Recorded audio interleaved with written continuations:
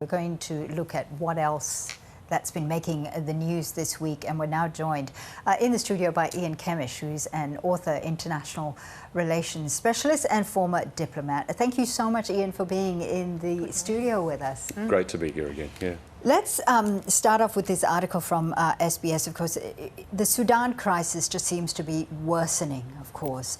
There is an issue of evacuations. Many foreign nationals are now being evacuated by their governments. And this SBS article talks about 70 Australians who'd been evacuated already. The Prime Minister says that the government is providing assistance to over 100 more who are still in the country. Now, Australia doesn't have an embassy in Sudan. That makes it difficult to evacuate them. It does make it difficult, and Sudan is a place which is beyond the natural operational reach of our defence force as well. So this is one of those situations where we do rely a bit on collaboration with others, European and other countries who have military assets closer to the location. But let's remember, we do that for other countries too, when these sorts of situations play out in our immediate region. You know, when I was involved in that terrible disaster back in 2002, Australia took responsibility for every other country at that time, for example, back in Bali. And so, you know, this is one of those situations. The collaboration's pretty good. As I understand it, at least the Brits and the Norwegians have helped get our people out. I think the number of people who've managed to reach safety is slightly higher now, from what I can understand from the latest statement from Penny Wong. Something like 88 Australians have reached safety. But consular officers have been deployed right across the region, from places like Djibouti to Cairo to Jeddah, locations where people will reach. In order to provide support and logistical, overall assistance. So it's not as if we're standing back, we're collaborating and depending on these relationships that we have across the world. And that collaboration works quite smoothly, you say?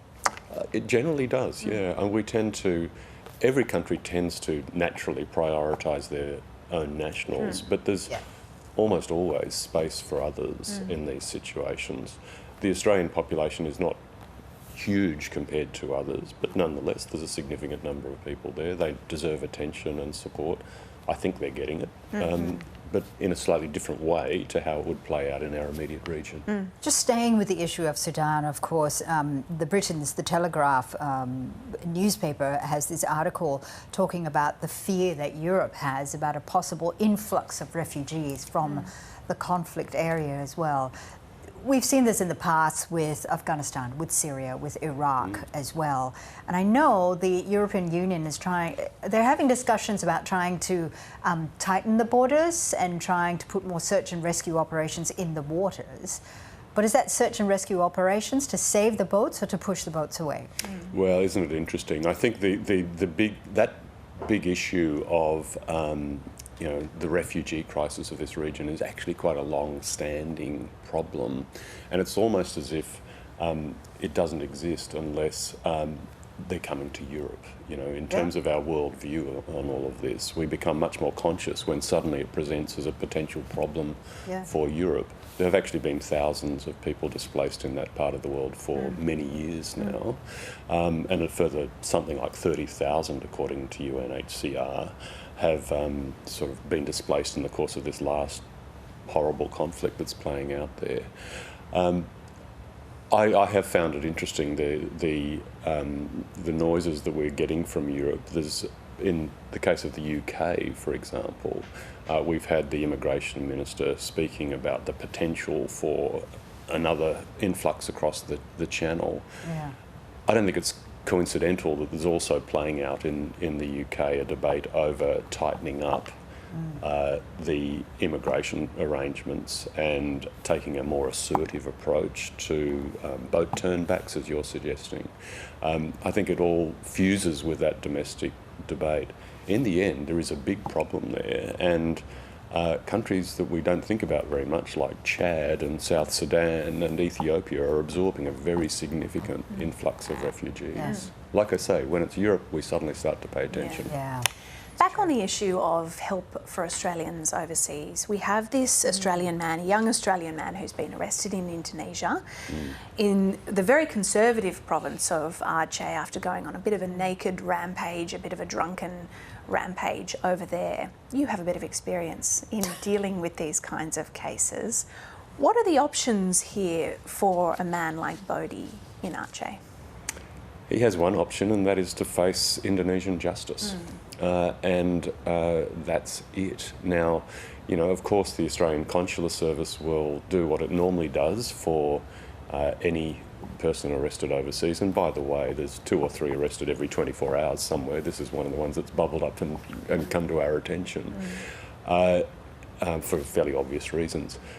But, you know, the Consular Service will seek to visit, check on welfare, establish that this young man understands the situation he's in and that he understands his options in terms of legal representation. Might facilitate a bit of communication from family, but that's it.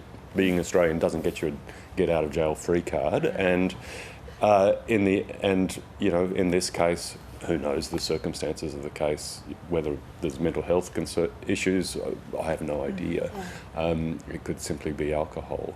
But as you suggest, he has chosen one of the most conservative places in the region to behave in this way. This is a region, I recall, I was last there in the immediate wake of the Boxing Day tsunami, because it's the location which bore the most severe brunt of that awful moment way back in, when was it, 2004?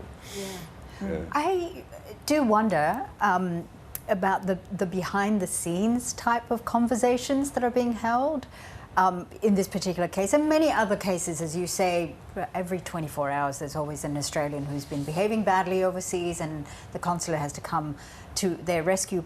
But I wonder about the conversations being held. Would there be conversations with, you know, the Indonesian government, you know, to say, this is just a 22-year-old boy, let him go, he doesn't know what he's doing? Very doubtful. Really? Absolutely. I mean, in the end, if you're going to sort of respect the principles that govern our world, you really need to respect local justice. And the Indonesians would say, as certainly we would say in Australia, well, that's a matter for the courts. You can talk to the government as much as you like, but that's something our courts deal with, and that needs to be respected. And so to try and somehow work your way around that, in circumstances that sound, from the face of it, to be pretty difficult, and a lot of people have been injured and hurt by the situation, I think would be inappropriate myself. And as the ABC article said, the advice is to know the place that you're going to and act accordingly. Absolutely. Ian Kemish, always great to have you on Weekend Always Breakfast. lovely having Thank you you so in. much for Thank coming in. you. Nice to be with you.